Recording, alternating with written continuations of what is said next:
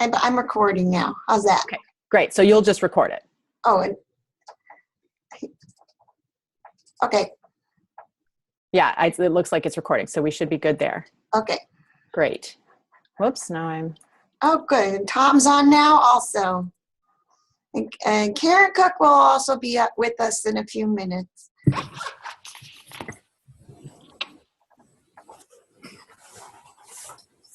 Did we lose Carolyn? Karen or Susan? No, Carolyn. So Caroline. Yeah. I'm still here. Can you hear me? Oh, yes. You didn't have a little box on my participant window. Oh, there you are. There you are. Okay. Okay. I'm not using my video because the connection is often better without the video. Yeah. I'm going to turn myself off also. Well, this is the day I shower, so I'm going to keep it on. I don't want to mess with it. Okay, go. Should we wait for Susan or should we get started? Susan's on. Oh, she's on. Okay, great. She's on. Is she on? Let's see. Yeah, it's funny because she muted herself and Tom muted herself, but she is on. Okay, excellent. Catherine, on the bottom of that, you click next. There's a little down arrow, and you can click that to go to the next page. So you can scroll through participants. Ah, okay, got it. So she's on. Okay. Okay, so I think we're ready then. Great. Well, welcome everyone. Thanks for calling in and joining us. And so I'm Catherine Flynn. I'm at the Medical College of Wisconsin, and my co-Promise SexFS creator and PI of Promise at Duke is Kevin Weinfurt. And so we will be presenting to you today on the introduction to the Promise SexFS. Here we are. Kevin has helpfully noted which one of us is who there in the picture. So this work was funded by a grant from NIAMS with additional support from NCI. And my time in the past couple of years has also been supported in part by the Advancing a Healthier Wisconsin Endowment at the Medical College of Wisconsin. We're very thankful for all of this funding. So we'll go through 4 different kind of sections of our talk here. I'll take the first 2 and Kevin will take 3 and 4. So first, an overview of the development of the measure. I'll also go through 5 important features of the SexFS measure. And then Kevin will take you through some preliminary evidence of validity, as well as some examples of how to use the SexFS. And we'll have opportunity for questions as well. So starting with an overview of the SexFS development. So this most recent overview of our version 2 of the measure was published last summer in the Journal of Sexual Medicine.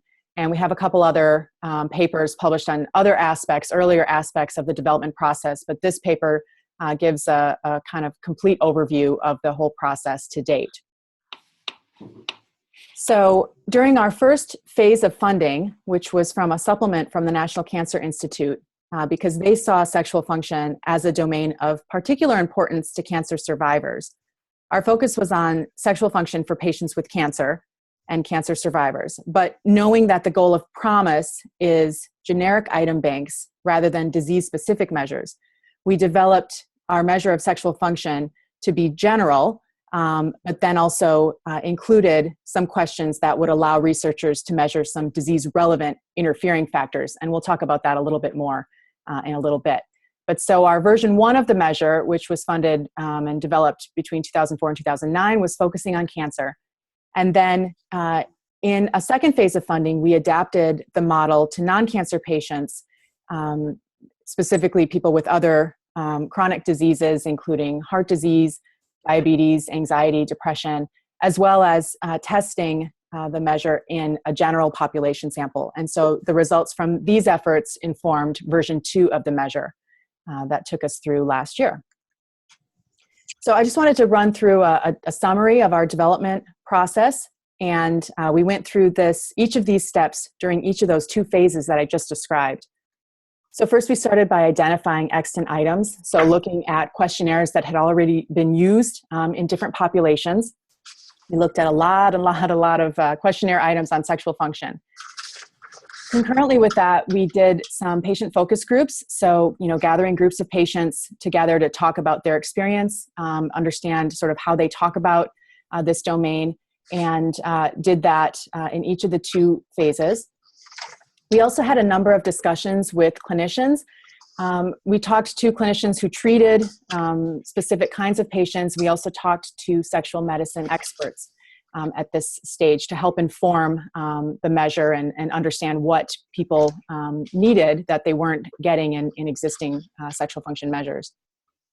And once we had a set of candidate items about sexual function, we went and evaluated these using cognitive interviews. So we would take a set of candidate items and go through with different kinds of people each question to understand, make sure that they understood them, as well as to kind of understand how they were answering the questions so that we could refine those items.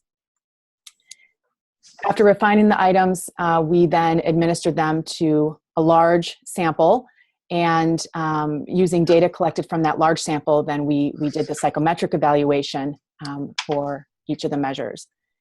And then in between our version 1 and version 2 measure development stages, we also conducted a diary study in which we empirically looked at people's ability to remember different aspects of their sexual function over the past 30 days, which is the recall period that we use in this measure, and is commonly used in other measures of sexual function as well. But we just wanted to make sure that people really could give us information thinking back over that time period, and really they were able to. So that was that step.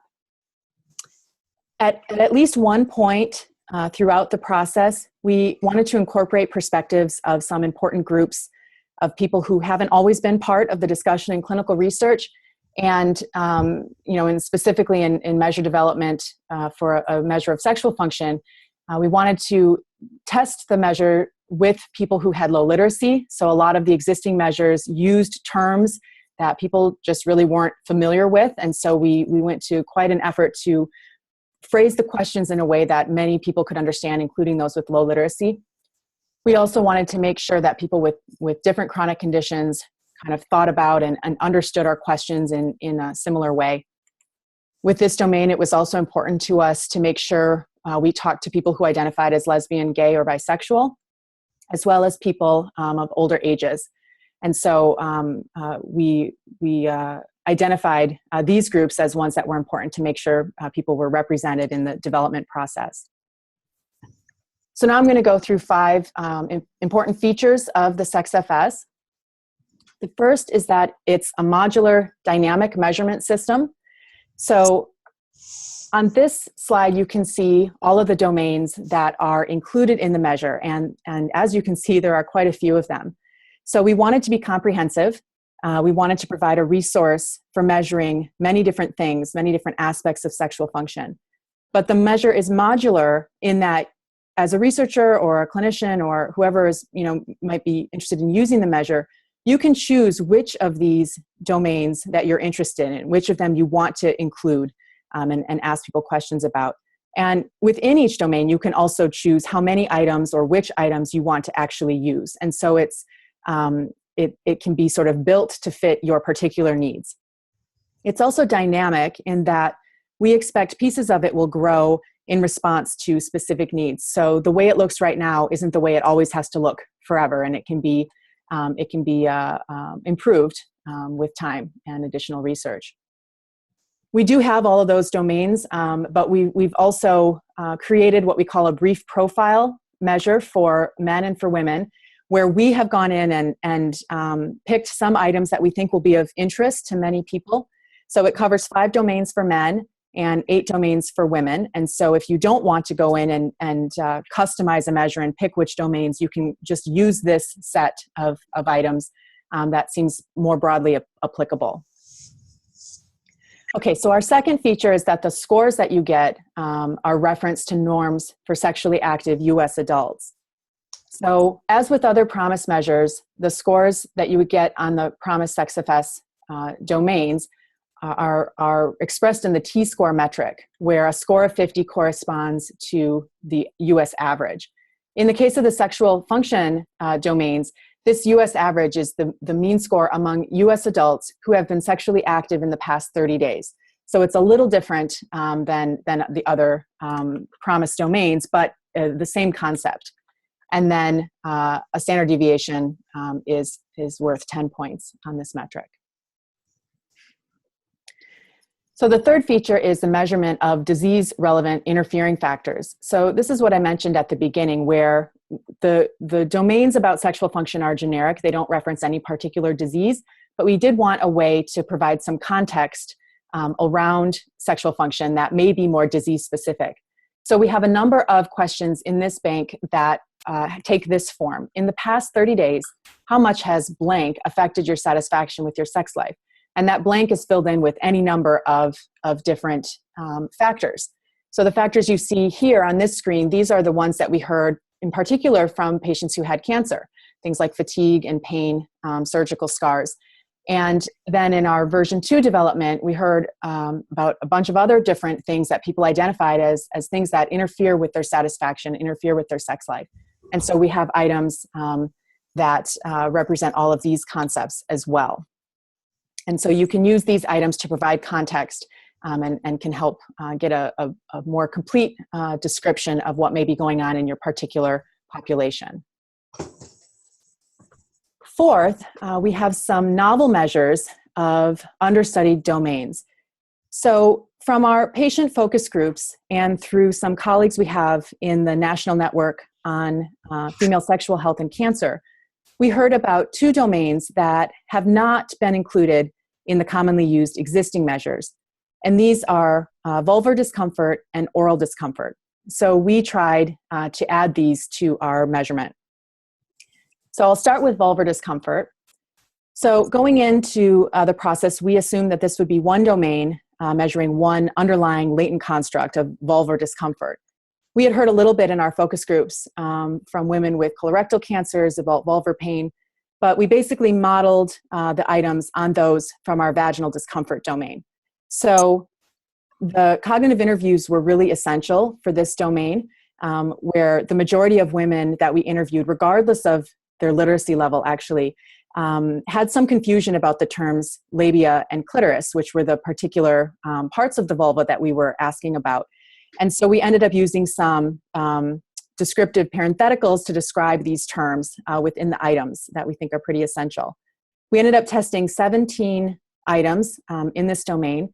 And we ended up, when everything kind of shook out, we ended up with 2 separate domains of vulvar discomfort. So specifically clitoral discomfort and labial discomfort. And within each of those, we have 4 items, 2 on pain and 2 on discomfort.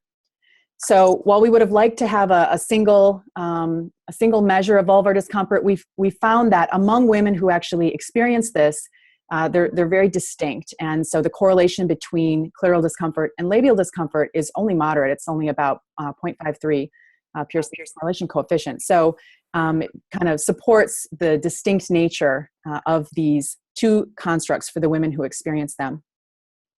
In our nationally representative sample, we were a little surprised actually to find that the prevalence of any vulvar discomfort during the past month was 21% of sexually active women reporting this. So it's clearly a pretty common experience, and so we're glad that we now have a measure that hopefully can be used more widely to better understand this. So turning to oral discomfort, this domain was really motivated by concerns from people with head and neck cancers, but certainly other cancer treatments can also cause oral problems for people. And when we were actually testing this out with people, we found that even the more common experience is people with dental pain will often have oral discomfort or pain that interferes with their sex life. So for this one, we tested 11 items, and we ended up again with 2 separate domains. One includes 6 items on oral discomfort, so covering pain, discomfort, irritation, and mouth and throat sores. And then the other that measures oral dryness specifically, and that has 3 items. Again, in our national sample in the US, here we found that about 6% of sexually active adults had experienced oral discomfort or dryness during sexual activity in the past month. So,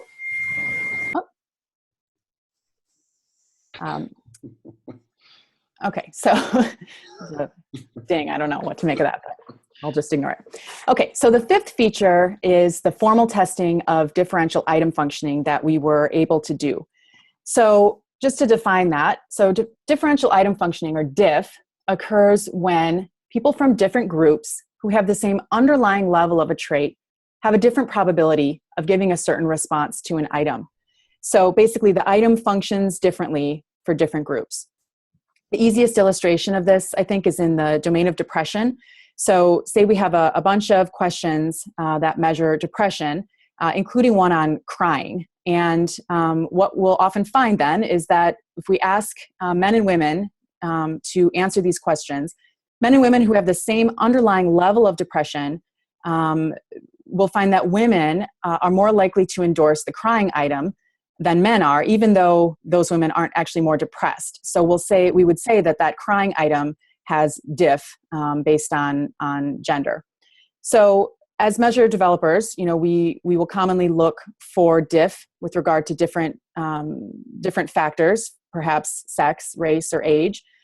In the PROMIS sexual function measure, we wanted to make sure that the items that we were including would be comparable for men and women, as well as for people who did and did not have sexual activity where that was appropriate, or those who did or did not have a partner in their sexual activity. And so we looked for diff with regard to sex, sexual activity, and then age was the other factor that we were able to look at diff. So as far as we can tell, we're the first who've had a sufficient sample size to be able to look at diff in the domain of sexual function. And the results were quite enlightening and is one of the reasons that our measure looks a little different from some of the existing measures. So I'll show an example here in the domain of interest. So from our focus groups in our review of extant measures, there were kind of 4 main themes that fit into this overall domain of interest in sexual activity. So there were questions about kind of people's general level of interest. There were questions specific to sexual thoughts or fantasies. And then we had questions specific to whether someone was interested enough to initiate sexual activity and whether they were interested enough to participate in sexual activity. When we went through our initial psychometric analyses, that sexual thoughts or fantasies didn't really hang together with the other 3 concepts well. So we threw those questions out. And what we were left with was 4 items that covered 2 main themes. One were the 2 general items, kind of general levels of interest, and then 2 specific items. And those were specifically to whether you were interested enough to participate in activity or interested enough to initiate activity. Then, when we collected our data and we're looking at this more closely and specifically looking at diff, we found that there was, in fact, diff between men and women as well as by sexual activity status. And it kind of separated out these 2 specific items from the general items. And so our final set of items measuring interest in sexual activity just includes those 2 general items. So, we think that the content validity is there. We feel confident that these 2 items really do measure interest in sexual activity. But, we only have the 2 items, but we're confident that they really do mean the same thing. The scores that you get mean the same thing, regardless of whether you're a man, a woman, you have partnered sexual activity or not. And so that is just an example of diff and the results. And we found similar things in our domains of orgasm as well as satisfaction. Okay, so just to recap then, the SexFS is a modular dynamic measurement system. The scores on the SexFS are referenced to norms for sexually active US adults. We have measurement of disease-relevant interfering factors. We have some novel measures of previously understudied domains, and we were able to conduct this formal testing of differential item functioning.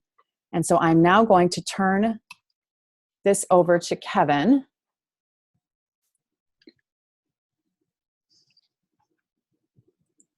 No. Maybe I can do it.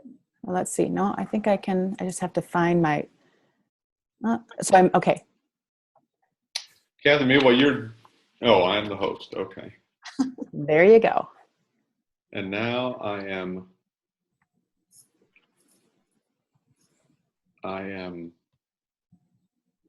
still viewing your screen though. I think you have to share your screen now. Look at the top. I think Oh, here we go. Here we go. I got it. Here we are. And how's that? great. Perfect.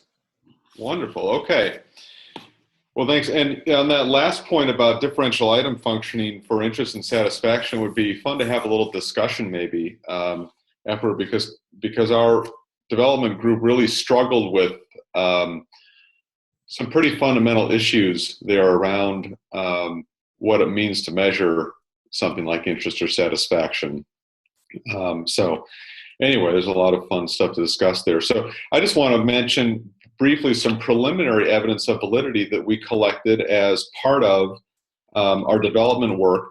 We tested known groups' validity by asking people, in the past 12 months, have you talked to a doctor or healthcare provider about problems or concerns about your sex life?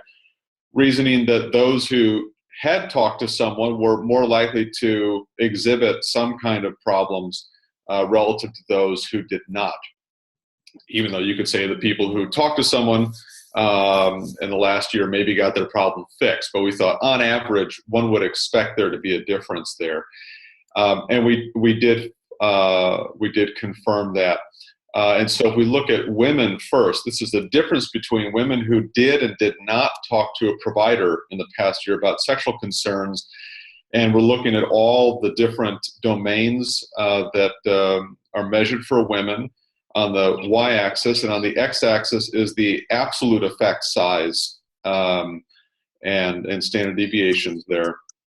And we sorted these guys in order of effect size. And so you can see that for all but two of these, there were statistically significant differences between the women who had and had not talked to a provider about sexual concerns. So everything except the two oral discomfort and oral dryness measures. And we were struck by the size of these effect sizes as well. Over 3/4 of a standard deviation for 4 of the domains. So the measure appeared to be sensitive to some important differences between people who had and had not sought help for problems. And we look at the same thing for men. We see for 4 of the domains there were significant and reasonably sized effect sizes. There wasn't much of a difference between men who did and did not talk to providers in terms of interest or the 2 oral domains. But this gave us some confidence that the scores were discriminating among important groups, and we had other evidence of convergent validity as well, looking at relationship to the FSFI and the IIEF, 2 of the most typically used measures. Mm-hmm. And so there we go. And we're looking forward to collecting more data to inform the validity of these measures in different populations. So let me just say a little bit about using the SexFS. First of all, there's a universal Spanish translation that's completed, so that's ready for use. And we have the excellent translation group at Northwestern to thank for that. There's a Swedish translation that is currently under development. And some people have expressed interest in other languages too. We encourage folks to contact the Promise Health Organization if you are interested in working on additional translations of these measures. So let me talk a little bit about options for administering the Promise SexFS. Catherine mentioned the brief profiles that we put together, and these are specific for men and women, and we took sort of the greatest hits, the items that had the most information for each of the key domains. And the length of those brief profiles depend on your sex and whether you've been sexually active in the last 30 days. So for men, if you've been active in the past 30 days, we're going to ask you more about that. And so men would be answering 9 questions there. But men who had not had any activity would just answer 4 questions. So it's a very brief profile. For women who have been active, there are 13 items. And if you had not been active, there are 4 items. So it just gives you an idea of the length of these brief profiles depending upon your activity level. And, you know, we've really enjoyed talking to people who have been interested in using the measurement system now and trying to think through what some of the different options are for people, depending upon how much space they have available in their case report forms, depending upon what domains are of interest. And Catherine and I have sort of come to a level of intensity here for measurement and wanted to share it with you because it might be useful. If we start with the options that take up the most time and effort, but give you the most information, that would be administering the brief profile to everyone, plus other things that would be of interest. For example, those interfering factors. You know, Catherine went through all those individual items like scar from surgery or hair loss from treatment or my depression, all these things that could be interfering with satisfaction. They might be particularly relevant for my patient population in this study, and so I might throw in some of those. I might also be very, very interested in a particular domain that's included in the brief profile. For example, lubrication. If I had a new cancer treatment that I thought would have less adverse impact on lubrication, I would want to put a few more items in there to make sure I'm really getting a very precise measure of lubrication. So I've got 1 to 2 items for the other domains, but I might have 6 to 8 for lubrication. So that's sort of the one of the most intensive levels of measurement you could use in your study. If we go down 1 level, you could just give everyone the brief profile, and you would get scores on all the major domains within the SexFS. If that was still going to be taking up a little bit too much time and space, another option is to just take interest in sexual activity and satisfaction with sex life and ask those. Plus, you need to ask whether they've been active in the last 30 days in order to ask the satisfaction questions, because satisfaction only applies if you've been active. And so that would be a total of about 3 to 5 items, depending upon your response to the activity question. If that was still a bit much, you could go down. We have a clinical screener that was developed as part of the Promise SexFS development work. A few clinicians who Catherine works with in a network said, you know, we really would love to have a single item that we could use as a screener to see whether someone has any kind of problem. And so Catherine and colleagues developed several options and reported on those in the Journal of Medicine. And we've got one, it's basically a checklist, sort of check all of the issues that you might have. That's over the past 12 months, because that's what the clinicians were interested in. But there's a single item that could be put in to find out whether anything's been going on over the past 12 months. And you could use that then as the screen to say if they've indicated yes for 1 or more of those, then we'll administer the brief profile to them. You can get promise scores on each of the domains. And if that is too much for you, you could just simply ask the single item clinical screener, which just says, have you had any of these problems in the last 12 months? And so we're hoping a sort of ladder of options might help people to think about the ways that they can incorporate measurement of sexual function and satisfaction into their studies. And we would really love to see routine assessment of this, just like we're trying to see routine assessment of physical function and sleep and fatigue. And so hopefully we've got enough options here that that could be possible. And we love talking to people about their particular studies and trying to understand how best we could meet the scientific questions being posed. So that was it for our use, and we would love to take questions and have some discussion.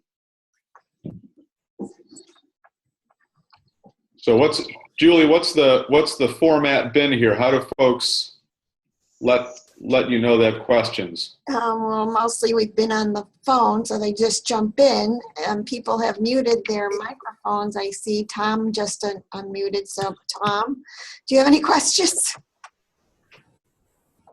Either Kathleen or Kevin, I'm just curious about when you were actually out in the field collecting data, what was people's comfort level like in answering these questions? Because these are often questions that people just don't talk about in normal everyday discussion. Catherine, do you want to take that? Sure. So, yeah, I mean, that's a really great point. And, you know, I think when we were collecting this data, you know, one example I can think of is we were collecting data on this and 3 other concepts, all at the same time. People were randomized to one of the 4 types of questions, and the others were things like sleep or the impact of their disease on their life. And that was in a large sample of, you know, about 900 people or so. And across all 4 of those domains, the dropout rate was about 6%. So from that example, you know, sort of quantitatively, it seems like, you know, people were no less willing to answer these questions about sexual function. One thing that is a little different about our experience compared to, you know, oftentimes the experience people have is they have questions about many different domains and then maybe one question about sexual function, and they'll see more people skipping that one question than is skipping, you know, the questions in other content. And of course, when we were developing this, we weren't asking one question about sexual function. We were asking like 150 questions about sexual function. And so, you know, I don't know how well our experience will map onto, you know, just pulling out a single question and including it in a form. I don't know how to answer that part, but certainly, you know, in all of the hundreds, thousands of people really that we collected data from, they really were okay with answering these questions on the whole. Kevin, do you have anything to add? Yeah, I'll just throw in there too. I think that's all absolutely right. And in addition, you know, for all of our studies, when we were recruiting people and when people were providing consent, it was made clear that we were going to be asking questions about their health, and that included their sexual health. And so people were set up that sexual health is going to be one of the things that we'll be talking about. So it was less of a surprise, and we may have had people who didn't want to be talking about that decline. But as Catherine said, we had similar rates of missing this, regardless of whether we asked about sex, sleep, cognitive function, or sort of the meaning of people's illness.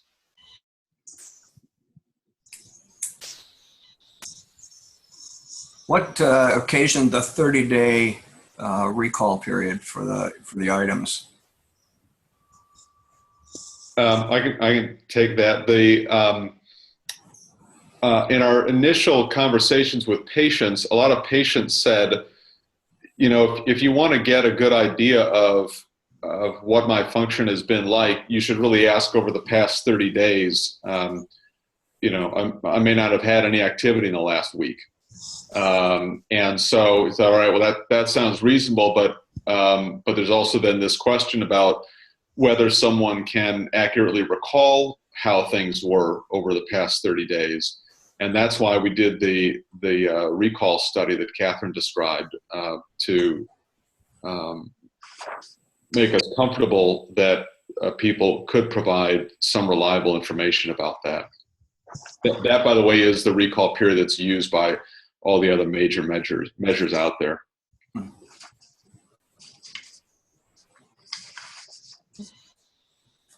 Kevin, it's Susan. Hey, Can you hear Susan. me? Oh, yeah. So, Kevin and Catherine, I was really intrigued by the notion of disease-relevant interfering factors. So can you talk a little bit more about how you came up with the question and how you came up with the different options or constructs to plug into that question? Yeah, maybe, Catherine, maybe you want me to start and Yeah, that sounds great. So, you know, as Catherine said, this began as something the National Cancer Institute wanted. And so, and all the development work began in cancer patients, but we knew that we wanted to end up with a measure that was applicable across different diseases.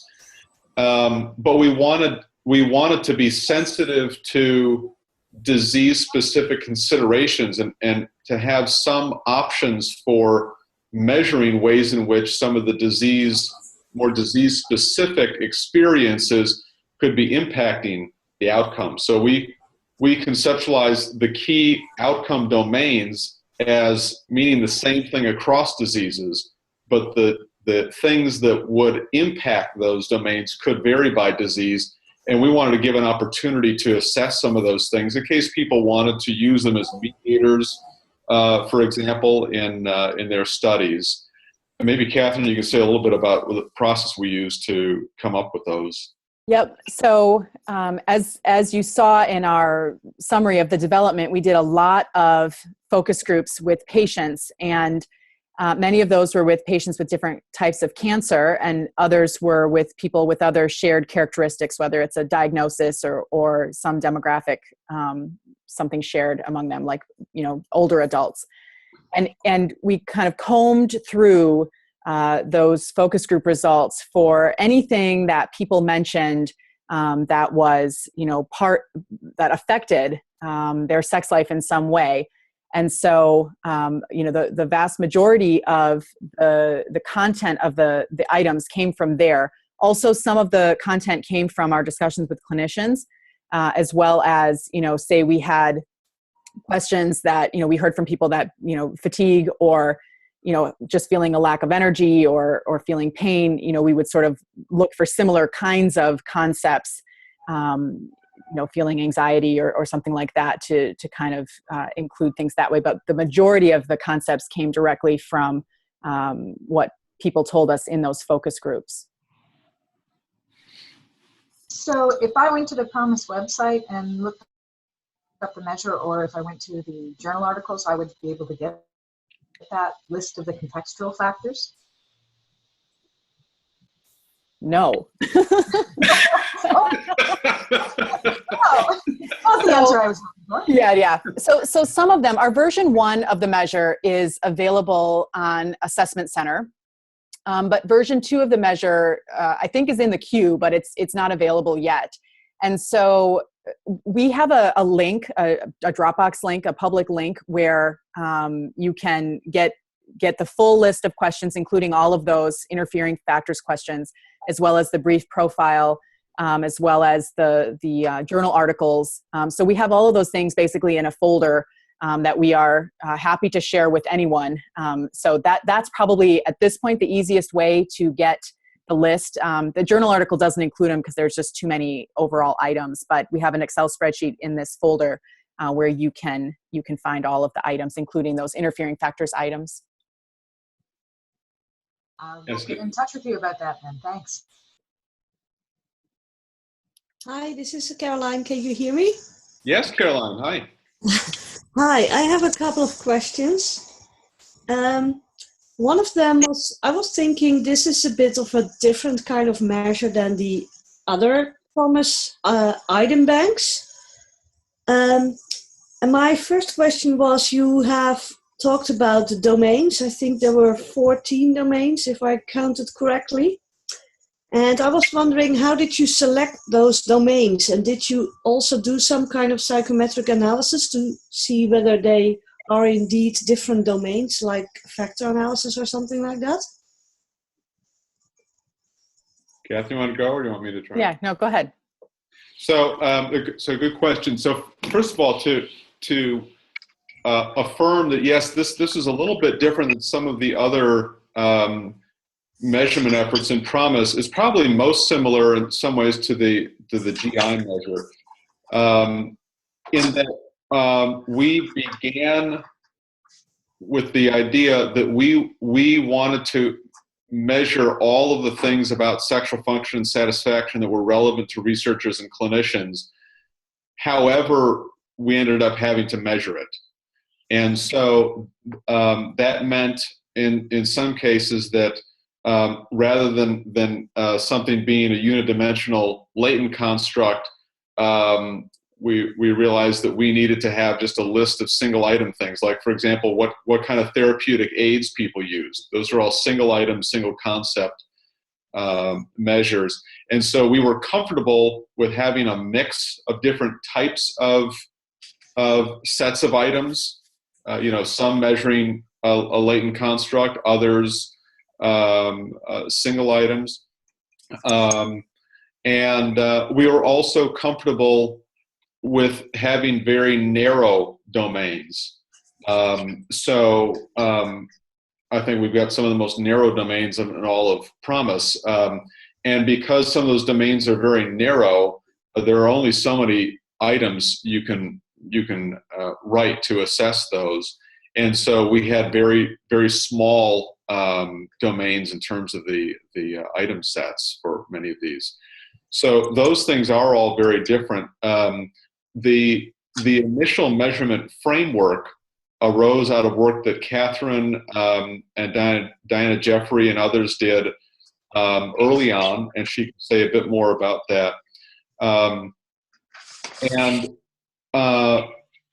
We did not conduct a comprehensive test to look at the factor structure of all of these together, because we already knew that for a bunch of these domains, we did not posit those domains to be unidimensional latent variables to begin with. And so the testing framework there was just not even appropriate.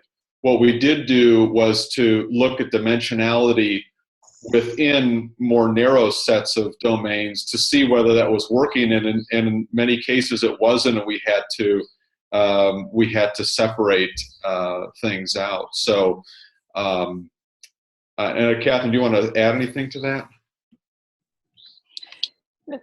I mean, yeah, I guess just to reiterate that, for all of the domains that we have released as part of the measure, if they are considered, if we considered them a unidimensional construct, then yes, they went through factor analysis and many other steps to confirm that and to create that set of items. So, yeah, just to make sure that part was clear. So all of the domains that we've released, meet standards, PROMIS standards.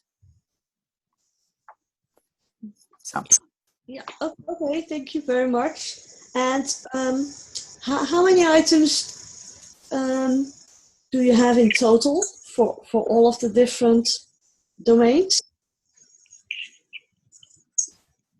Catherine? For the brief profile, I know those numbers off the top of my head. I mean, as you mentioned, there are I think actually 17 different domains. And they range from one item in them to, the interfering factors is certainly the biggest with, about 28 items in it. So, in total, there are over 100 items, but we certainly do not intend for anyone to administer all of the items. And of course, that would be impossible because some of the domains are specific just to women and some specific just to men.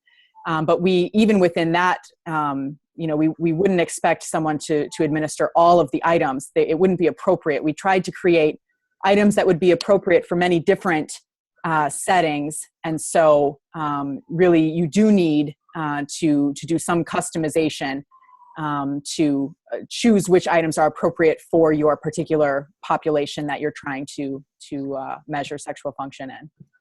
Yes, I was not thinking of administering all the items, but more thinking about translation. Ah, yes. Well, so I'll say, for Spanish, we had all of the items translated. For the Swedish translation that's being, finished up now, it's almost complete.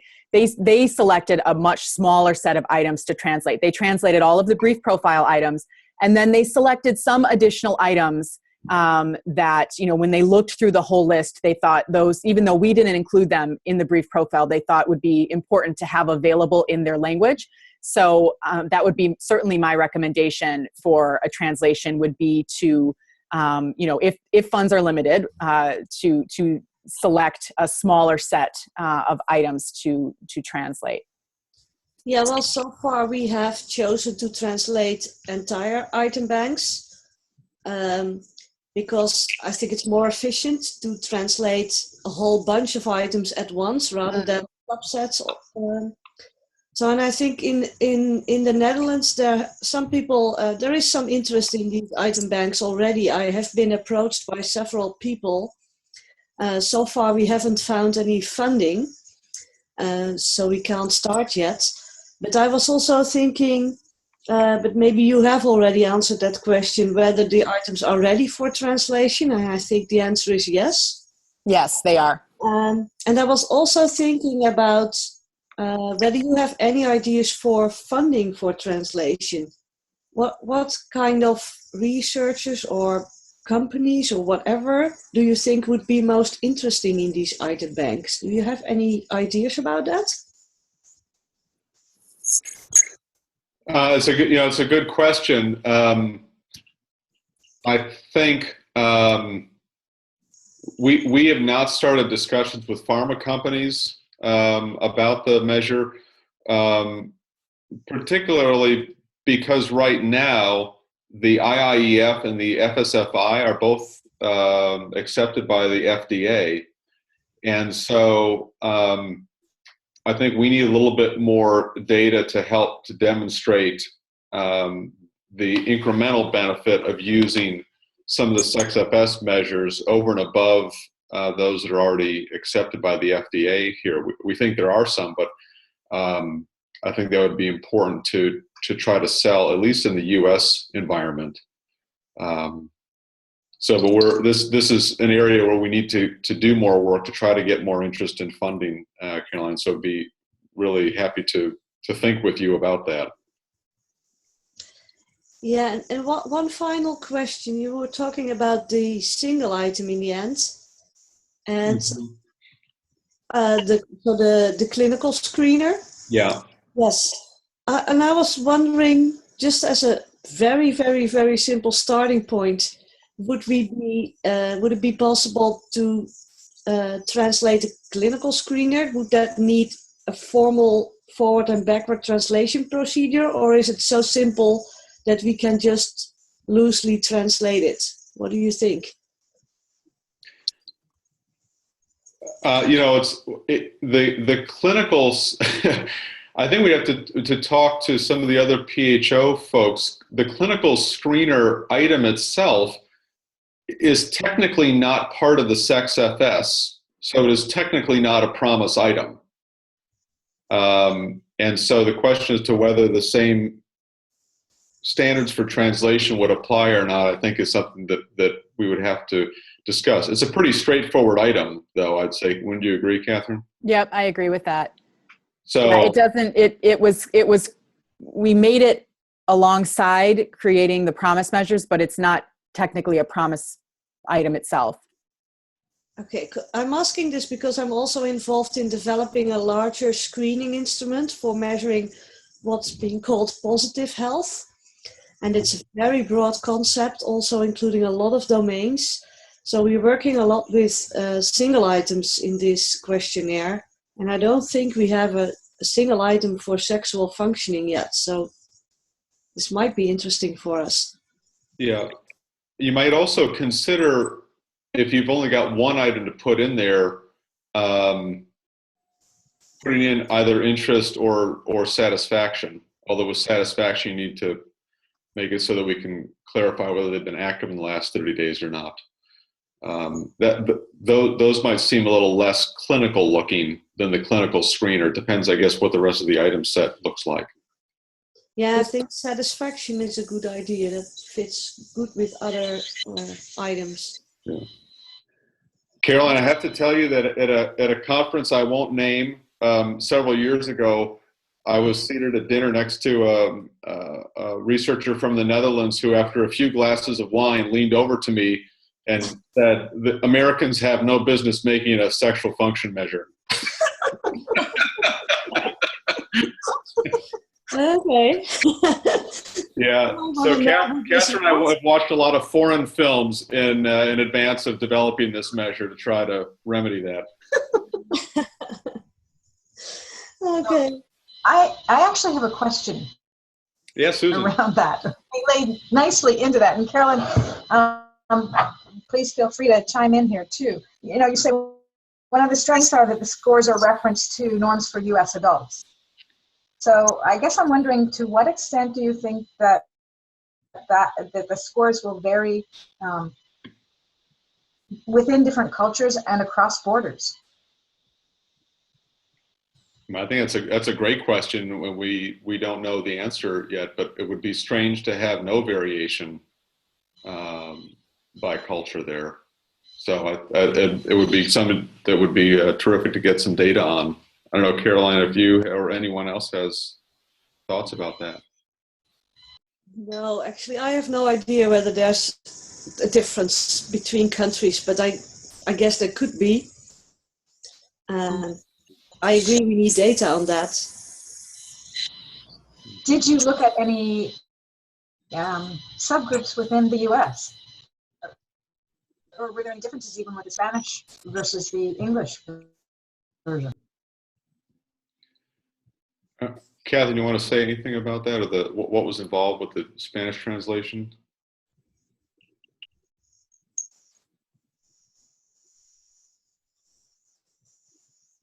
Catherine, are you muted maybe?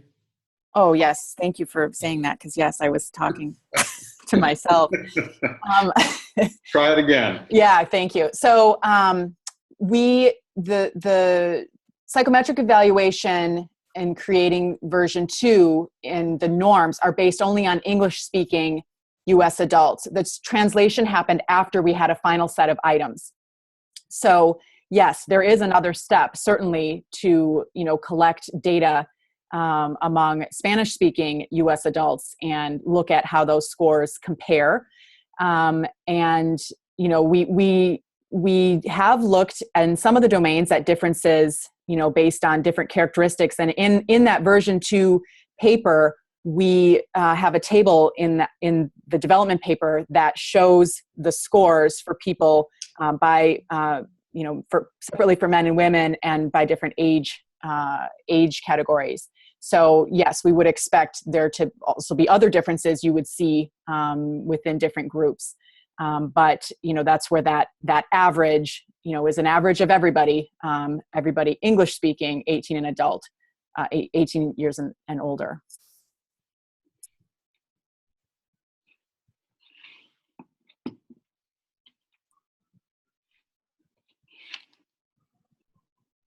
I guess if we have a few minutes left, if I could just encourage you guys to talk a little bit about, Kevin, you made an intriguing comment that the group really struggled around what it means to measure interest and satisfaction.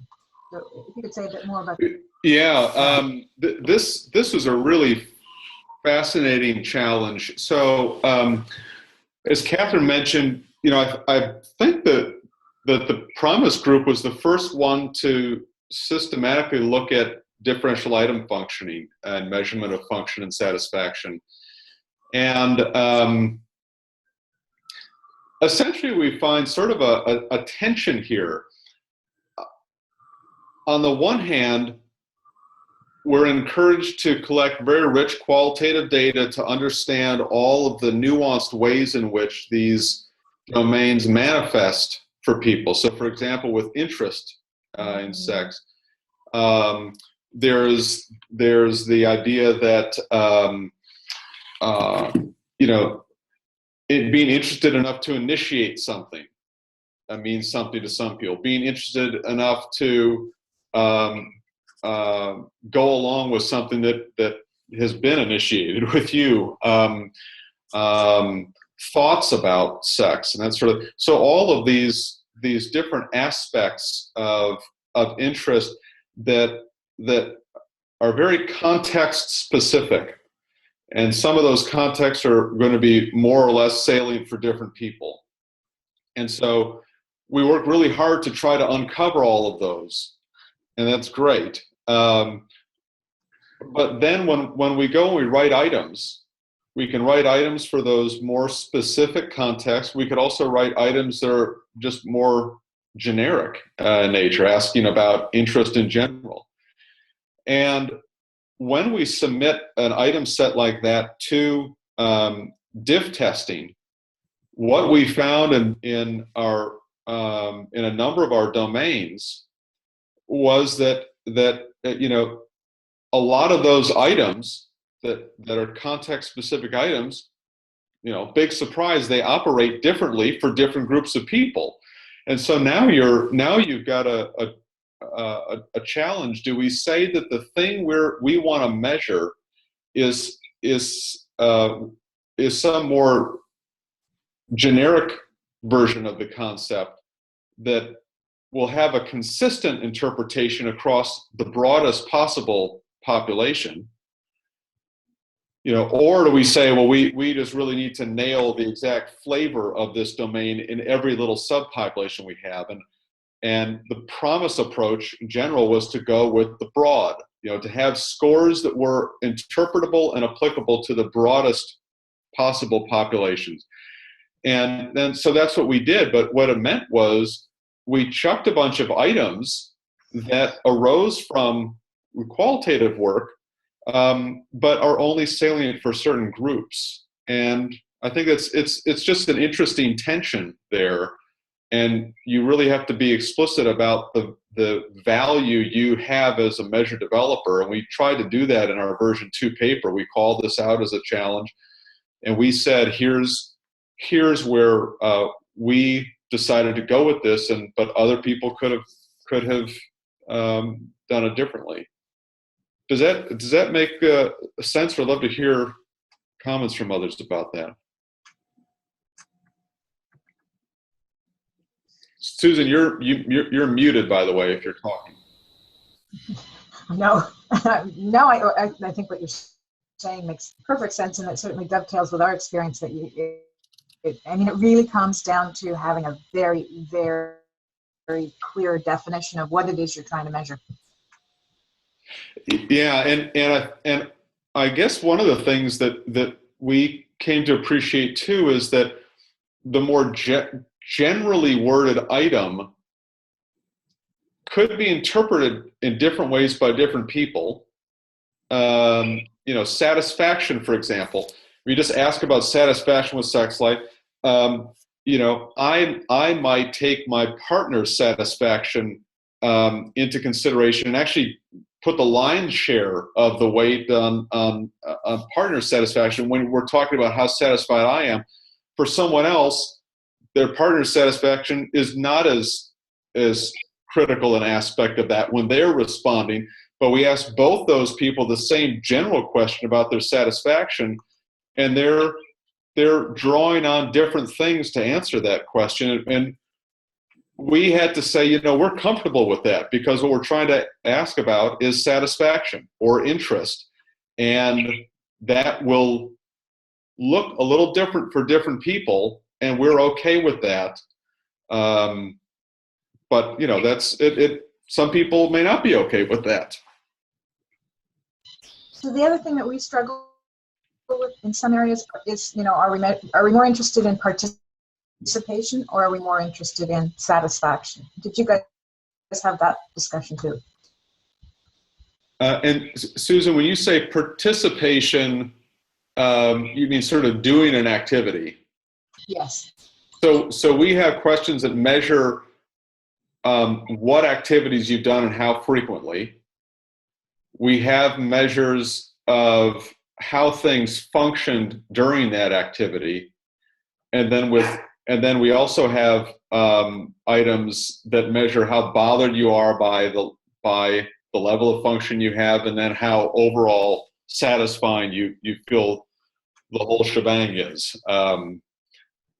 Does that answer your question, Susan? I think it does. Thank you. Okay.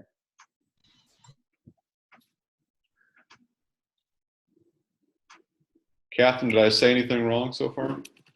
No.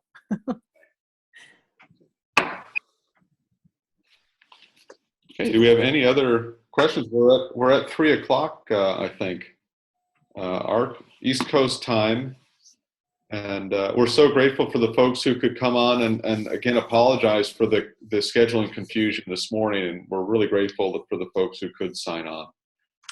So, Thank you, Kevin. Thank you, Catherine. I think it was very worthwhile and helpful to many. And I will post this on the PHO website.